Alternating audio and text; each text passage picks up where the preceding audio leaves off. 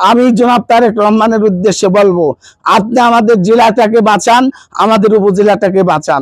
আমরা দল করতে চাই, আমরা এমপি মন্ত্রী হতে চাই না, আমরা ক্ষমতা চাই না। 1991 সালে 7 উপজেলা ছাত্র দলের নাজমুল বাড়ি, নাহিদ, ফজলু ভাই সহ এদের হাত ধরে ছাত্র দল শুরু করি। আমি 1991 সালে ছাত্র দলের সভাপতি হই। গত কয়েক মাস আগে একটি আহ্বায়ক কমিটি হলো আমার ইউনিয়নে। সেই কমিটিতে আমাকে আহ্বায়ক দেওয়ার কথা থাকলেও আমি তিনবারের সভাপতি হওয়ার সত্ত্বেও আমাকে সদস্য সচিব করা হলো। আমি তখনও প্রতিবাদ করেছি। পাবনা জেলা বিএনপি আমাকে ডেকে নিয়ে আমাকে বলা হলো যে তুমি মেনে নাও, 1 মাসের মধ্যে কাউন্সিল দিয়ে তোমাকে আমরা সভাপতি করে নিয়ে আসছি।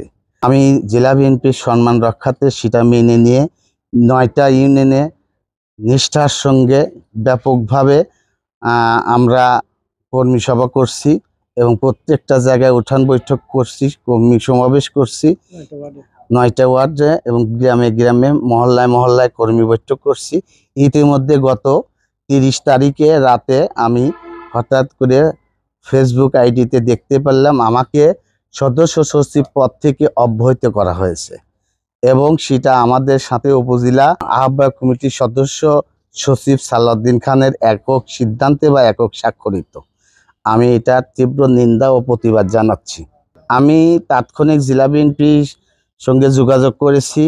জেলা বিএনপির আমাদের সদস্য সচিব অ্যাডভোকেট খন্দকার মাসুদ ভাইয়ের সঙ্গে যোগাযোগ করেছি। উনি বলছে এটা কোনোভাবেই সাংগঠনিকভাবে আইনগতভাবে বৈধ হয় নাই, উনি একা অব্যাহত দিতে পারেন না, তা দিতে হলে আমাদেরকে দিতে হবে। ওনারা আমাদের কাছে জেলা বিএনপির কাছে সুপারিশ করবে, জেলা বিএনপি অব্যাহত দিবে।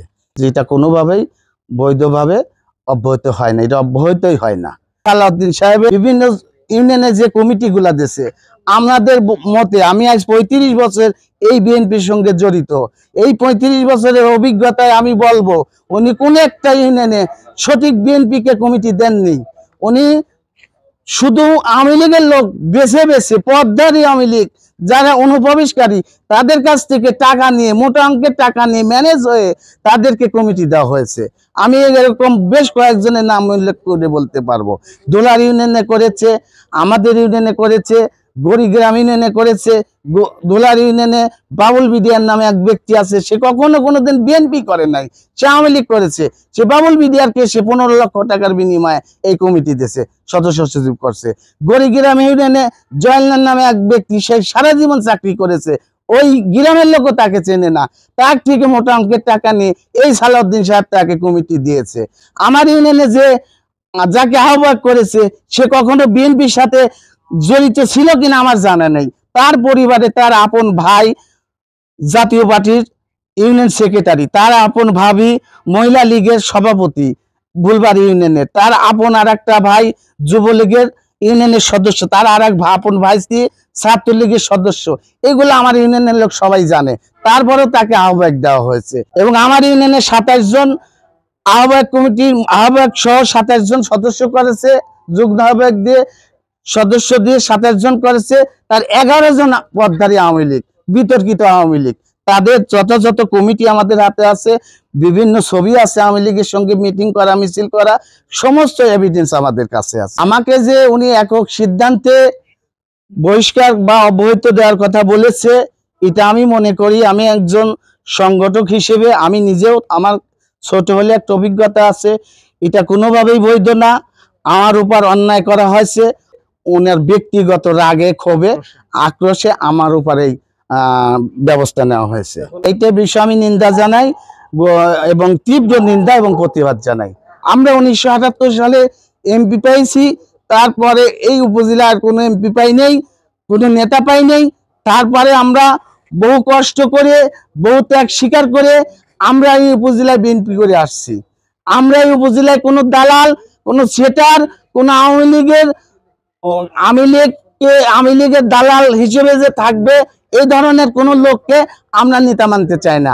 আমার বাবা মরহুম বরকতুল্লাহ মিয়া 1978 সাল থেকে জাগো দল করে, বিএনপির প্রতিষ্ঠাতা সভাপতি আমার বুলবাড়ি ইউনিয়নের। আমার বাবা যতদিন বেঁচে ছিলেন বুলবাড়ি ইউনিয়নের বিএনপির সভাপতি হিসেবে ছিলেন। 2002 সালে আমার বাবা যখন মারা যান তখন প্রেজেন্ট আমার বাবা বিএনপির সভাপতি। আমরা সেই পরিবারের সন্তান, তাকে সেই পরিবারের সন্তান আমি, আমাকে আমার বিরুদ্ধে কলম ধরতে এই সালাউদ্দিন দালালের একটু বিবেকে বাজতো না। ওনার বিএনপির প্রতি যদি এতটুকু দরদ থাকতো উনি অবশ্যই আমার ব্যাপারে কলম ধরতে গেলে একটু ভেবে নিত। আমি 2005 সালে জনাব তারেক রহমানের ইউনিয়ন প্রতিনিধি সভায় পাবনা স্টেডিয়ামে সাঁতিয়া বেড়া একজন মাত্র বক্তব্য চান্স পেয়েছিল সেই মঞ্চে, সেখানে আমি বক্তব্য দিয়েছিলাম।